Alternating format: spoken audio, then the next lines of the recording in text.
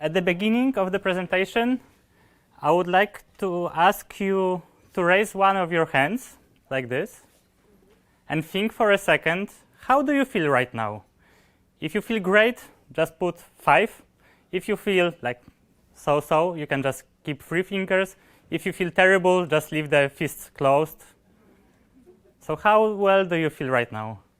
I see a lot of 5s, some 4s, some 2. Okay, good. You will learn why I ask you for it a bit later. If you feel that you need, you can put your hand down. Thank you.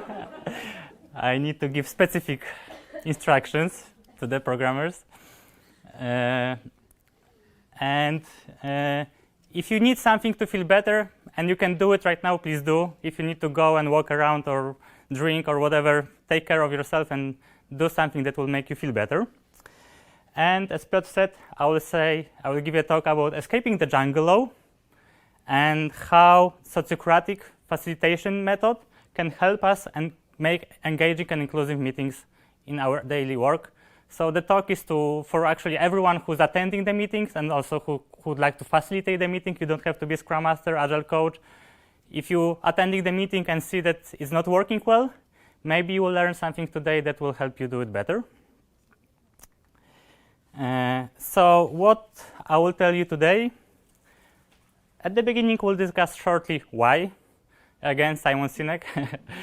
So why it's worth to think of the facilitation? Because the practice coming from the Sociocracy and not everyone knows Sociocracy, I will give you a brief introduction what's Sociocracy. I will tell you what are the rounds and what type rounds do we have in Sociocracy and how to use them. And I hope that this presentation today will be a bridge for you to escape the jungle, to go out of the jungle and go in the more pleasant world where everyone feels included. So, first, I would like to ask you, what is the jungle law? How do you understand the term? Fight. Fight. Eat or be eaten. Eat or be eaten. Survival of the fittest. Survival of the fittest. When you are going to zoos. Where you are going to zoos. Or Urząd Skarbowy. The strongest wins. The strongest wins, yeah. Lot of surprises. Overwhelming emotions. Overwhelming emotions, yeah. A retreat from the city. Retreat from the city. I'm afraid that some part of jungle law we can also have in the city. What I also heard from others is that there are no rules. At the strongest wins that we had earlier as well. And I would like to start the talk with some story, my personal story, about facilitating the meeting. Once I joined the team as a Scrum Master, the team was like perfectly shaped, 5 people, perfect, not too much, not too small, not too small number. And we had our meetings where we were discussing what to do, like refining of the backlog. And the silence of this meeting was terrible for me as a facilitator. The guys there didn't want to speak. When we discussed other topics before the meeting, they were all fine. But on the topic of work, it was silence. And for me, as a facilitator, it was terrible. I wanted to engage them. I wanted to try something. So I was asking questions. Eva, what do you think of it? Or Tosia, what would you like to do now? And they were feeling exactly like you did. Oh my God, what happened? Am I in the school right now? Will you be shouting or asking questions personally? Do I have to speak? As a facilitator, I felt really, really terrible at the meeting. I had no idea how to engage them, how to get the knowledge from them, because they had the knowledge, but they were afraid of speaking. The truth was, there was a lion in this room. Actually, he was not in the room, he was absent. But he was already so present in the previous meetings that they were afraid of speaking. They knew that they have nothing to tell, so why wasting time of telling? We can just be silent. It's so comfortable, yeah? Sit in silence. So for me as a facilitator, it was a terrible situation, and I had no idea what to do with it. I hope that what I bring today to you, and I believe for me personally, would help me in those meetings then, and would be easy way to engage people on the meeting. So now, for a second or for a few minutes, I would like to ask you to talk in pairs or in groups of 3. Do you recall any your personal stories? Looking like a jungle law situation, maybe the meeting was very aggressive, or maybe it was silent, or whatever comes to your mind. Do you have your personal experience of a meeting that looks like it was a jungle law meeting? So please talk to yourself in pairs or in groups of 3, whatever you wish. I see the silent tsunami works, so the wave carried on and we finished our discussions. Thank you. So moving on to the why. I hope you gained your why, maybe wine as well. I hope that you have your personal feeling why it might worth learning something today. And I have another question to all of you. Why is it worth to engage people? Why do we want to include everyone on the meetings? Different perspective. What else? It's a kind of motivation of the team. To motivate the people and to motivate the team. Synergy of the individuals. Synergy of the individuals, yeah. Being on the similar level instead of authority versus the group. Okay, so to level the power, instead of having authority and the people in the team, to have the same level of the authority, yeah. And also to make it easier for people to share their ideas who usually are not so pushy with. Yeah, to help people who are not so pushy share their ideas, their perspectives. Okay, thank you. I gathered some points from my side. First of all, the wisdom of crowds. There is a story of Dalton. I will not go into details, but basically at the end, the average opinion of people on the market was able to estimate the weight of the bull on the market. Every person had different opinion, and the average of the opinions was the correct answer, very, very close to the correct answer. So the crowds has their own wisdom, and sometimes the average of the opinion is worth gathering, and it's worth getting out to be heard. The other one is that majority is not always right. And we can see it in democracy world, where majority is selecting the proposition, selecting the way to go, and it quite often do not include the voice of the minorities. And the minorities are not heard in these situations. And what's also important in our world of technical work, of knowledge work, is that quite often only one person on the meeting has the key knowledge, key expertise to propose correct solution. Maybe it's a wisdom of crowds, but maybe it's only one person who really knows and understands the problem enough to propose something good and best. And we often may not hear this person. There's also this myth of natural flow. I will have some links in my presentation to Sociocracy for All, which is a website gathering some information about sociocracy. And there is a research of the myth of natural flow that we tend to say, oh, why do you need to so structure the meetings? We can just have a free flow of the conversation. The research at the end shows that it's not really inclusive, and it's only mostly for the extroverts. So, as Tosia said, it's not supporting more silent people, people who are not so keen to jump and say, this is the best idea, I know it.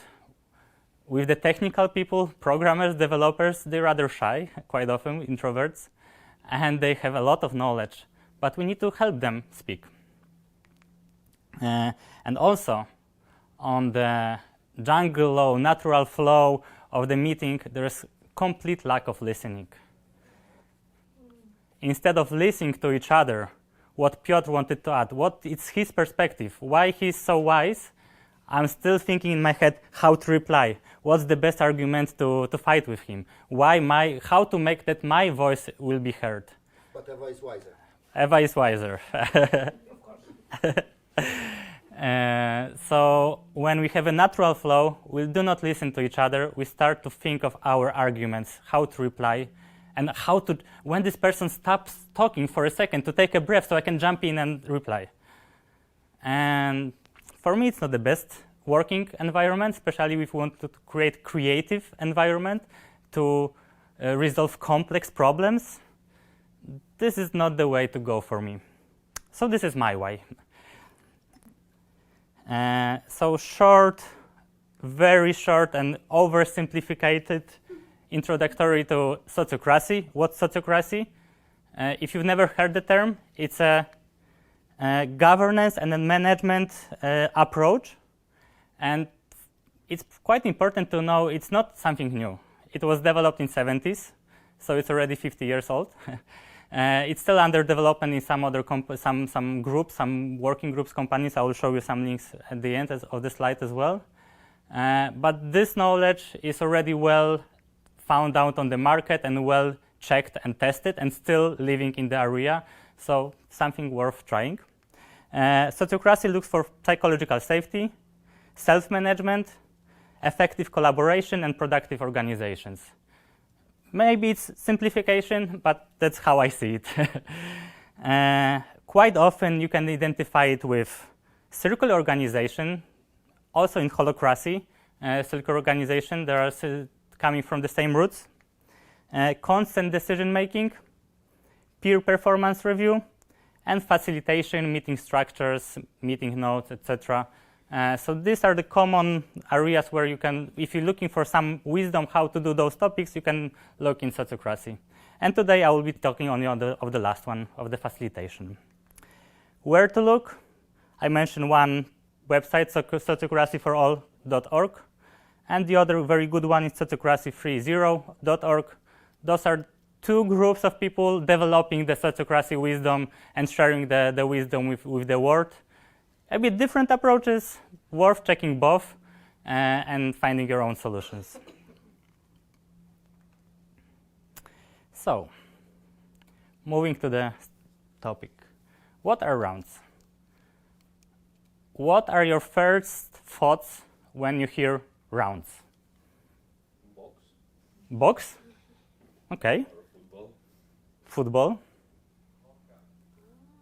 football. What was it?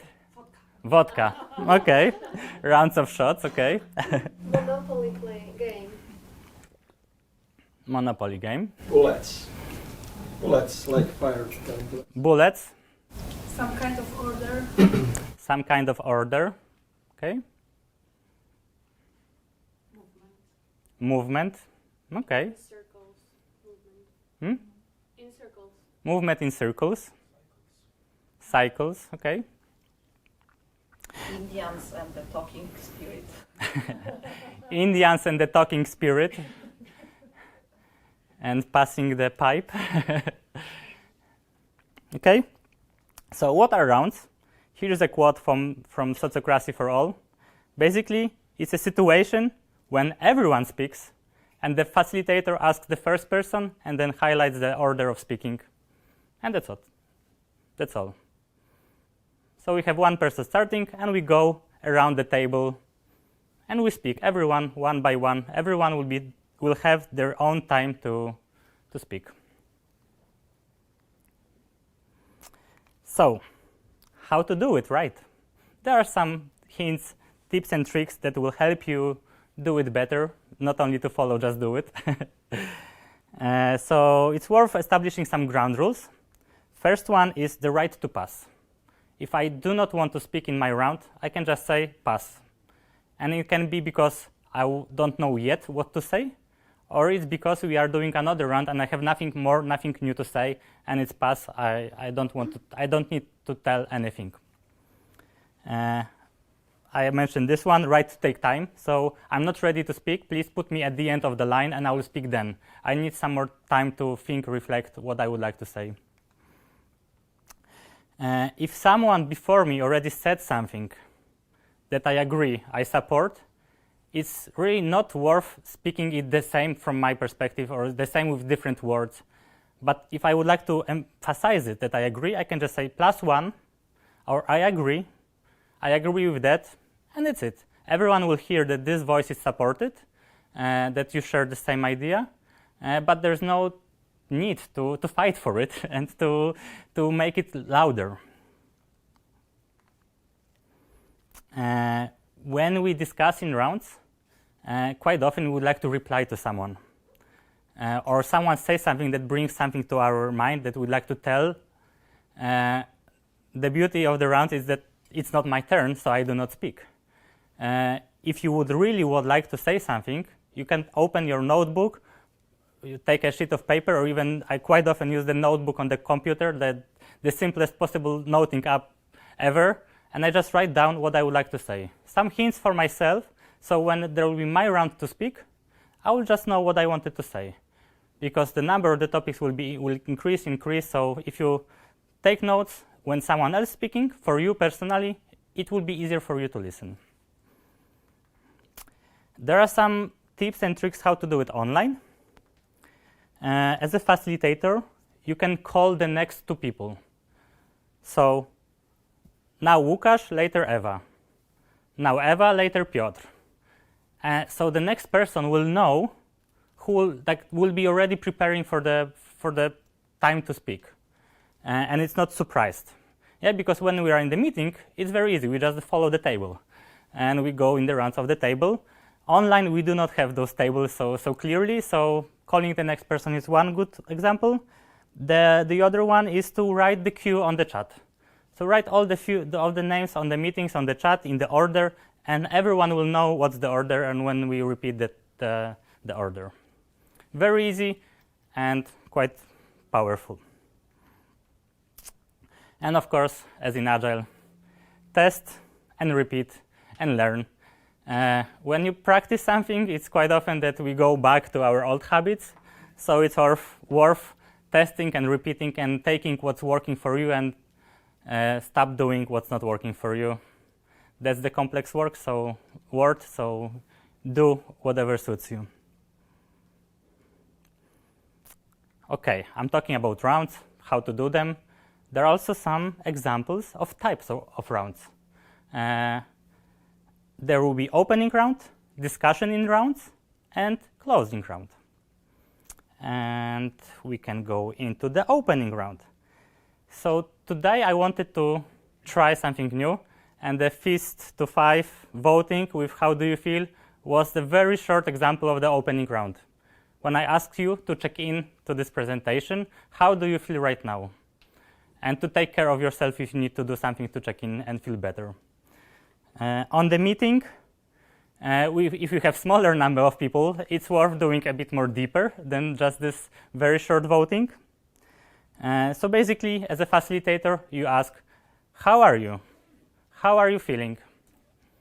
And we go in the rounds. Every person checks into the meeting, describing what's happening in their personal life, in the moment of the day, whatever they would like to share. And they also have the right to pass. If they're not feeling secure, safe to express themselves, it's also okay to say pass. Yeah? This practice helps us a lot to take care about each other, to care what's happening. Sometimes you're coming to the meeting very frustrated because of the previous meeting and would like to take another 5 minutes of break. Sometimes something is happening, especially in our lives in the last 2-3 years. There were a lot of emotions, and we started the meetings really not knowing how to start the meetings because work just started on the border. So this could help us to start a bit more looking at the emotional and empathical way and bring our people spirit to the meetings. It's very easy to use also to introduce each other. If we are having a meeting with the new people, they can say, my name is Łukasz, I'm an Agile coach, and I'm feeling like this. Yeah? And everyone can introduce, everyone will know each other. If we know each other very well and we are doing our 50th opening round or the fourth opening round of the day. And it's okay to mix the questions, also to know each other better.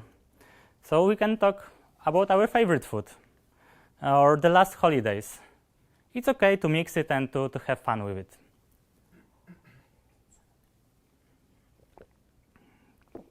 So that was the opening round. Now I will present you how in the Sociocracy, and basically actually everywhere, how do we make decisions and how rounds can help us make the better decisions. So if you would like to make a decision, the first part is to understand the problem, to bring that problem, to report that someone is coming with the problem and we need to understand it. So at the beginning, we are asked questions to understand what do you mean by this? What are you bringing on the table? Then if we are all on this level, we can go one step higher. So we can explore what everyone thinks of the solution, of what everyone has their own ideas how to make the solution, what are the proposals, what do we think of this problem, etc. And only when we explore all the questions to understand the problem first, then ideas how to resolve the problem, then it's time to make decision. Quite often we jump to this decision without even understanding the problem. And in Sociocracy, there is a method for making decision. It's called consent decision making. It's not part of this presentation, but this is the part where Piotr left, and I would like to mention Piotr because he's at the end. Piotr and Eva did presentation about consent few years ago already. There is a recording of it in Agile Warsaw. Paulina here as well with Irena did a similar presentation on talking in rounds and consent decision making, also in Agile Warsaw. So in the presentation at the end you have resources, there are links to their presentation, and you can learn more about the consent. Today I'm focusing on the rounds. So today we'll be at the first and the second step of the report and the exploration. So to better understand the problem, we need clarifying question rounds. So someone is coming with some proposal, statement, problem, and before we do some reaction on it, we need to focus to check if everyone understands the problem the same way. So we can ask, and this will help us to limit reacting to the wrong understanding of the problem, to resolving the not correct problem. Quite often we can hear people reacting with the proposals and like, dude, that's not what I wanted to talk about. It's not the problem at all. The problem is somewhere else. You didn't listen to me. So the clarifying question rounds helps it.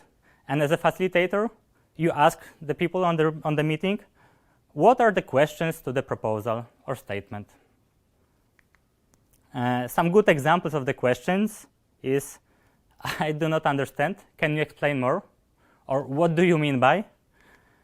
Oh yeah, this is the second one. So what do you mean by this? Can you phrase it differently so I can understand?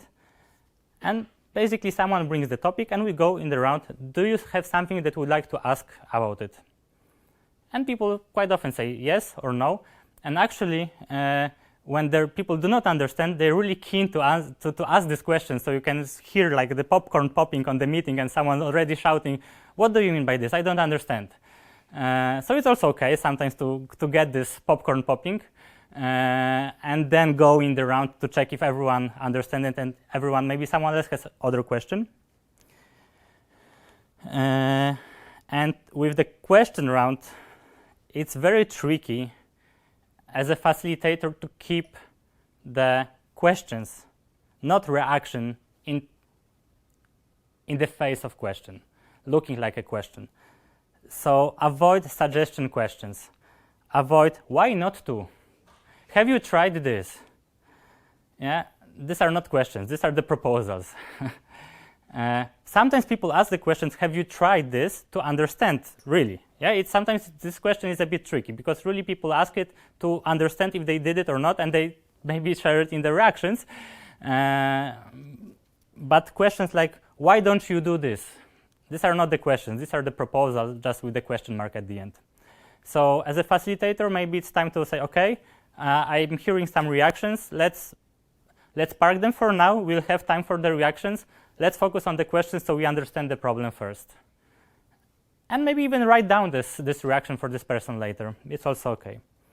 So to understand, we go with the reaction round, with the question round. Yeah? How do you check if people who think they understand really do understand? I don't. We're adult people. People who ask questions usually are aware of not understanding. Yeah. And a lot of misunderstandings are caused by people thinking they do understand. Yeah.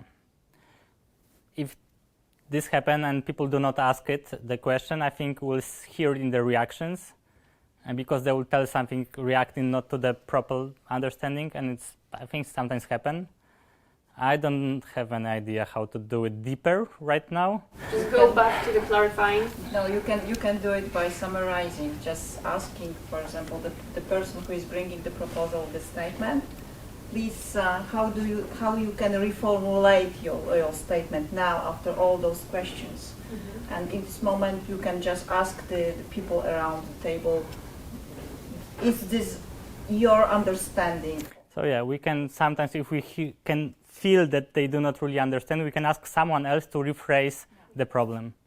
How do they understand the problem? Question, how do you react to paraphrasing? Is paraphrasing a part of asking questions or rather than suggestions? I think not. If someone says, can I paraphrase it so I can check if I understand it correctly? For me, it's a good question, type of question, yeah? Because I'm not coming to say what I think of it. I'm just trying to understand what you said. So paraphrasing is really good way of checking. Asking someone else to paraphrase it, yeah. Question about the avoiding that problem you mentioned with the why not, or have you tried this and that? Do you have, or is it okay to have some kind of reporting framework, or the way people expect somebody to report something to others? So explaining the problem and explaining what the person already attempted. Is that some? I haven't heard of it like this, but sounds like a good practice. If you see that in your context might work, so to ask people who are coming with the problem to already come with the history of the actions already, sounds good. Sounds like lessons learned from previous. So like you can like in the question round you can ask the question, can you tell me what did you do before coming here to resolve the problem? Yeah, in development, sometimes when you have one bug that is very picky and it passes from person to person, you leave some comment on, I tried this, I tried that. Or Yeah. You can go back to it, but it's already been tried. Yeah. Sounds like a good practice, yeah. I see no more question on question rounds. So let's move on to going into understanding how the room reacts to the situation. So we have reaction rounds. Again, we speak one by one after the questions, but before we make decision, to brainstorm, to discuss, to explore what the team would like to do with this statement, proposal, problem, and to understand everyone's perspective in the meeting. So the question from the facilitator is, what do you think about it? How do you feel about it? Also bringing the intuition into life. Even if someone's saying like, I don't know why, but I don't feel it's a good direction, it's also worth catching in the complex world, because maybe the feeling is correct, but we need some more time to dig into the feeling to understand why. It brings some tensions. And here, quite often, we repeat the rounds. So we go one round, then we go another round, and we sometimes go in the third and fourth round. For me, this is the magic of the brainstorming collaborative environment.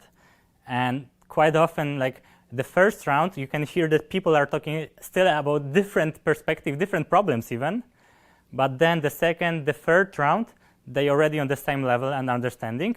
And if we do it until everyone feels that they have nothing more new to say, the decision is quite often very clear what to do. We already fill the room, and the room feels what's the next step to do. Some hints on how to do it in the big groups. Maybe treat it as a temperature check. So what I did at the beginning, we didn't have time to share how we feel right now, but we had time to we can see that most of the people feel very good right now, so it was safe enough to go. In big group, also focus on the quick reactions. So ask people to talk 5 sentences or less, or even 5 words. It's also, it's like the creative, like limitation brings creativity to life. So maybe asking for 5 words or 3 words as a reaction will be a good way to do it as well. What we often quite do is to ask the detailed discussion in subgroup. So we ask for volunteers who would like to dig in the topic and come with the proposal to the bigger group. So we have 10 people on the meeting discussing every decision like this. It will be forever. So then we ask 2-3 people who are volunteering for the topic to do this deeply in the subgroup and then come back to the bigger group just with the proposal and to make decision together, also sharing the story, what was the thinking process, why, etc., etc. Maybe there will be some new reactions then, but quite often it's just the decision, the proposal is already well thought enough and we can make a decision as a big group. And also, there is a closing round. So after the meeting, it's really worth doing the closing round, where we check in or check out after the meeting. So to check how everyone is leaving the room after the meeting. It's very good to share the observation of the interpersonal dynamics of the team, also of the process of the work, or even of the work itself. What do the people think of what happened on the meeting and what we do? So we can ask questions like, how did you feel on the meeting? What was helpful on the meeting? As a facilitator, this is a very powerful question you can ask. What was helpful for every participant on the meeting for them to be engaged? You can learn a lot from this question. And yeah, you can gather the feedback of the interpersonal dynamics, content of work, and meeting facilitation.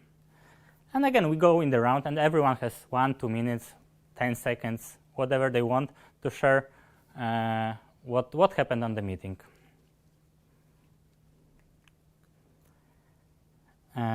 So for some people, it sounds like the rounds are not the way to go. I gather some ideas when it's not the best idea to use the rounds. So I mentioned one, big teams. Then the rounds take forever. We know the Scrum says 7 people plus minus 3 or whatever.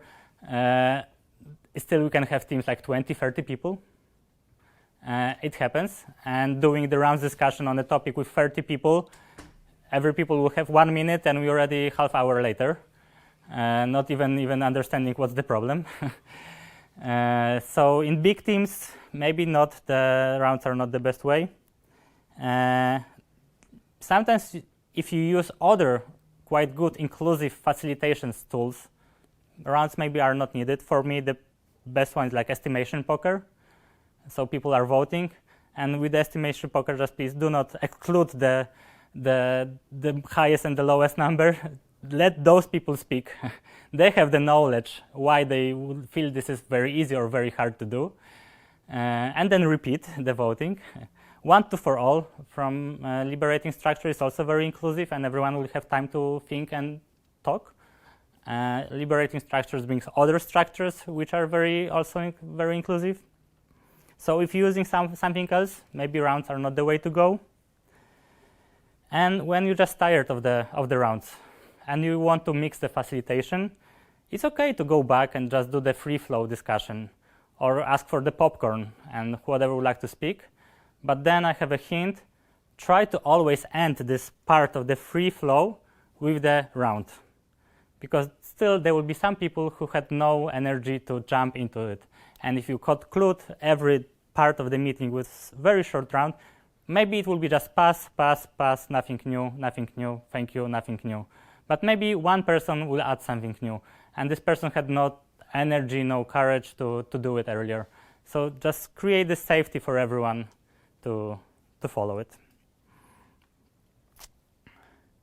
And I was thinking for other reasons, and I had nothing more, but maybe you have. But for me, it's why not?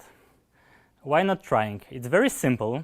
It's so easy to do. Just ask people, okay, today we'll discuss in rounds. We'll go like this. Every time everyone will have time to speak. And very powerful. And it brings everyone to the table. So, quick recap, what we had today. So we discussed type of rounds. So opening round, decisioning rounds, especially following the question rounds, and then reaction rounds, and also the closing rounds. You heard some hints how to do it better, easier. So as a facilitator, you can call two next people. Remember about the right to pass or wait if you do not want to speak right now.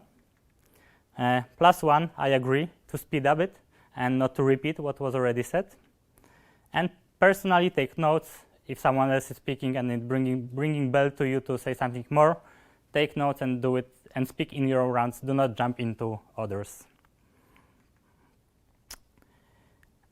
So that's almost it. As I mentioned, there are the links, many of them from Sociocracy for All, but some more as well, and 2 YouTube videos from Irena and Paulina and Piotr and Eva.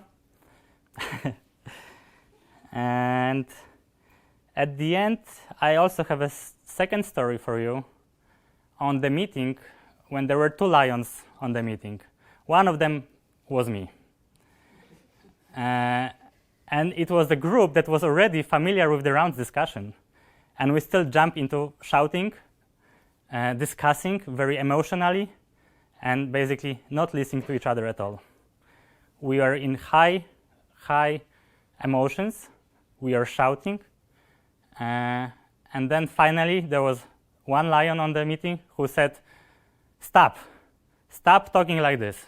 We know rounds, let's do rounds. And we just start to follow the rounds. It was easy. It was very hard at the beginning. 2 lions wanted to jump immediately to, including myself, to react to what the person said. But the facilitator kept it on the spot, silenced the lions. You will have your round, you will have time to speak.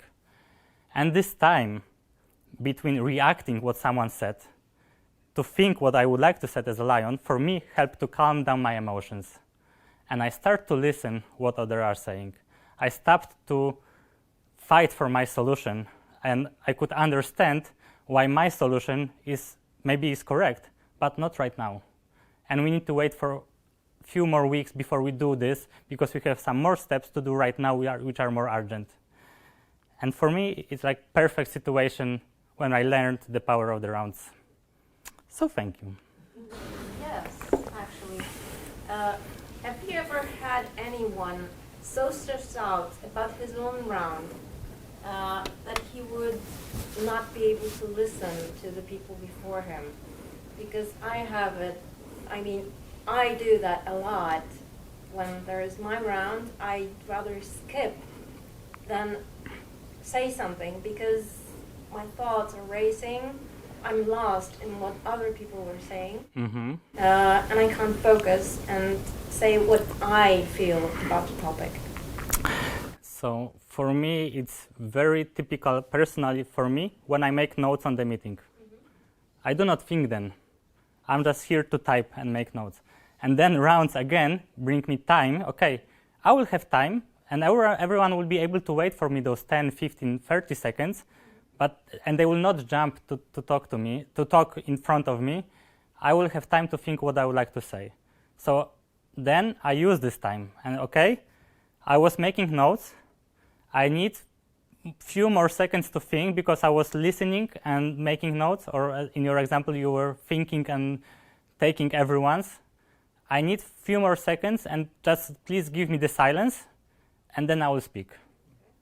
that's how I do it when I make notes. I don't know if it will work in your situation, but it's helping me in this situation when I know that I would like to say something, but I don't know yet what. And then again, power of rounds. I know that I will have time for it, and I do not need to fight for it. Someone will ask me, and I can then say, just give me a few more seconds in the silence. I do not really need to fight for it. What is your reaction to somebody that either always agrees or always passes? That's a good question. Not part of this presentation, I would say. Engagement, like this is, I think, if it happens always, that's something to be discussed probably one-on-one, what's happening, asking why, check with this person, what's happening, why. Maybe they really agree with everyone what others said, and it's okay. Hardly believe. It sounds for me like lack of engagement in the work and something to be checked one by one. I would do it like this. I would, as a Scrum Master, I would go to this person on the one-on-one meeting and ask, what's happening? Do you need something? How can I help you to express yourself? Because I'm missing you. Or he can start the round, yeah? So he cannot agree by default. A bit passive-aggressive, but might work.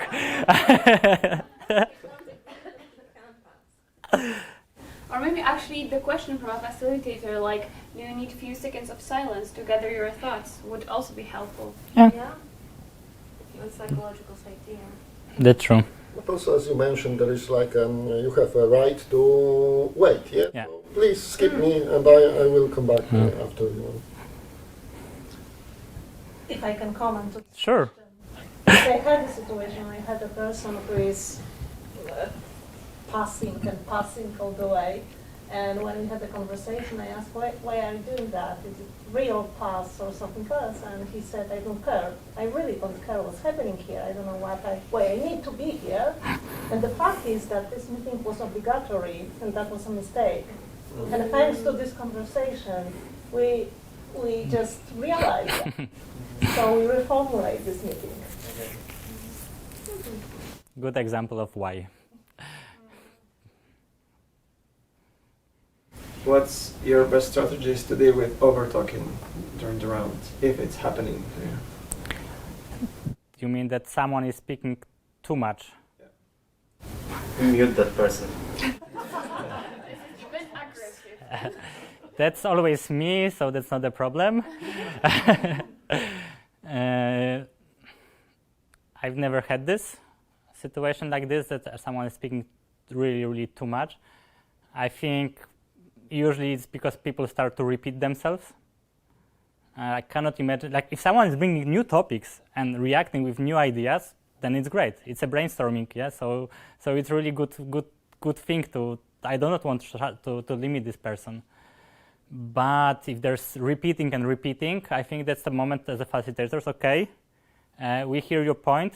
Paraphrase it so this person feel that is understood, and ask, do you have something more, something new? If this is the problem that the person is too talkative, so this time he or she will be the last one. Yeah. So most of the stuff was already talked. Do you have something to add? Not really. Thank you. Sometimes timers work. Yeah. If it's Yeah. like Time boxing of the time. Yeah. Time boxing this. So 5 sentences. Yeah. But Piotr, you brought another topic to my mind, that following Simon Sinek's other book, Leaders Eat Last, it's also worth discussing with leaders of the teams. You will be the last person speaking on the meeting, always. So you can hear and you can empower your people, and you can learn how knowledgeful they are, and you will just maybe add something crucial. But quite often, no. Everyone was already said. And this is a good tool to help leaders to release the control freak mind. Okay. And also from the other way, like people, when they don't know what the person in charge thinks, but they feel safe, they cannot just agree out of like maybe fear, Yeah. and just to share their perspective freely. Coming to my first story, probably in this situation, doing the rounds was not the only solution needed there. There was the power dynamic that needed to be taken care, but maybe the rounds will be one of the tools that would help everyone to speak up, and basically for me as a facilitator would be much less emotional in this meeting. Yeah? But might help, yeah. Maybe it will be enough even. Out of the theory or out of your experience, do you find this structure useful when there is a mixture of seniority levels in the team? I mean, like one senior or expert and several juniors.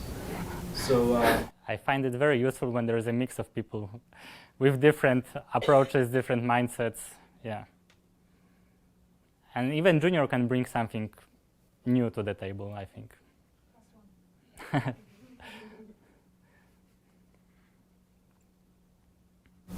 What was your biggest surprise when you started rounds as a facilitator? So for me, it's the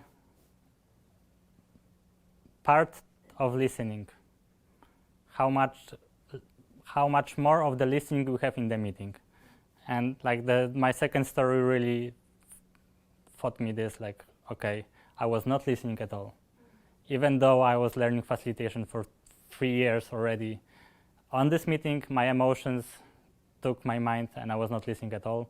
And it was really so easy to start listening. And it shows me right now, it's really killing when you are not a facilitator and you're in the meeting when there are no rounds, and you'll see how easy it would be to fix it.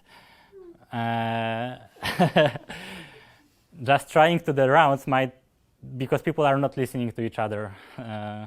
So this was my biggest surprise. Yeah.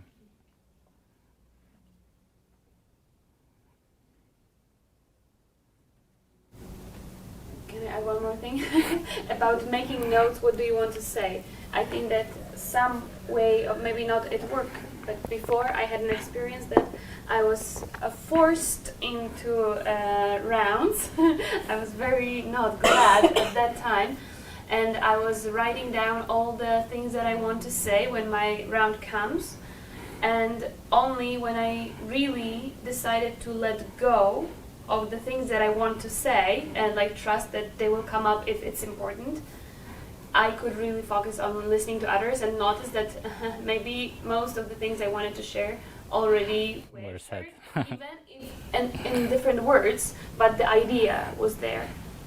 It's kind of setting free, but hard. Mm-hmm. Thanks. Everyone now. So last, Fist to 5. How do you enjoy the talk? So 5 is good. This is 0, Eva. Thank you.